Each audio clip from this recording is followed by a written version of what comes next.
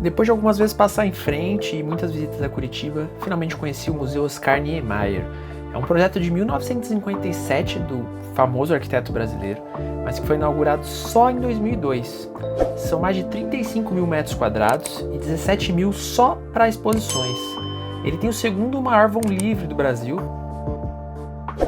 Lá, além do museu, você tem um café, que é de livre acesso, você não precisa comprar ingresso para isso, e tem o Parcão, então uma área livre para que você possa passear com o cachorro, que fica ao lado. Nós tínhamos comprado os ingressos antecipados, a inteira custa R$30 e a meia R$15. Ao todo são 12 salas de exposição e comprando ingresso você pode acessar várias delas. No dia, infelizmente, a gente não conseguiu visitar a exposição do Da Vinci, porque a gente comprou o último horário, que é o horário das 17 horas, e com isso não dava tempo de passar em todas as salas de exposição. Mas ainda assim a gente viu sobre arte oriental, nós vimos também uma exposição fixa, né, sobre o próprio Oscar Niemeyer, com fotos, com maquetes, com algumas curiosidades sobre o famoso arquiteto brasileiro. Nós vimos também uma exposição de arte moderna, então com algumas fotos e também algumas instalações, muito diferente, bem impactante, e torna a visita ao museu ainda mais completa.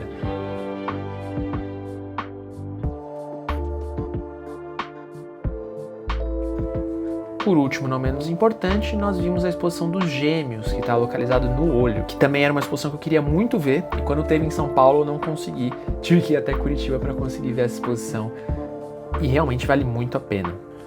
Uma dica que a gente dá para vocês é que se você compra o ingresso online, você tem uma prioridade de acesso ao museu. Então, existia uma fila grande no dia quando a gente chegou, mas como nós tínhamos comprado online esses ingressos, a gente podia entrar por um outro acesso que era muito mais rápido.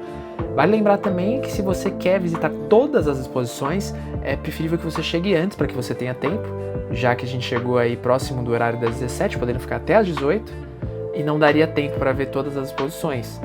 Então a gente teria que ver tudo meio correndo, assim, isso não fica muito claro na hora que você vai comprar o ingresso. E vale dizer que por si só é uma construção incrível o museu, a própria questão do olho, os anexos, a parte externa, a parte interna, é realmente um passeio que vale muito a pena, é um dos pontos turísticos, um dos marcos de Curitiba e vale muito a pena.